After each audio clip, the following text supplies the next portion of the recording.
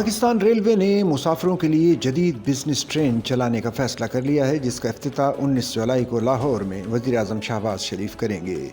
Railway हुक्काम के मुताबिक ये ट्रेन जदीद तरीन कोचेस पर मुश्तमिल होगी, जिनमें आरामदेह नशिस्तें, डिजिटल निज़ाम, बैनुल अक़वामी मेयार की ट्रेनिंग कार और मुफ्त वाई-फाई जैसी सहूलियात शामिल होंगी। बिजनेस ट्रेन का मकसद मुसाफिरों को महफूज, आरामदेह और जदीद सफरी माहौल फराहम करना है। ये इक़दाम रेलवे की जारी डिजिटल इस्लाहात का हिस्सा है, जिसमें टिकटिंग, स्टेशनों की हालत बेहतर बनाने और निजी शोबे के साथ शराकतदारी को फरोग देना शामिल है। सामान बरदार कोचेस और ब्रेक वैन से हासिल होने वाली आमदनी में भी नुमाया इजाफा हुआ है, जो मुकम्मल तौर पर शफाफ आउटसोर्सिंग के जरिए मुमकिन हुआ।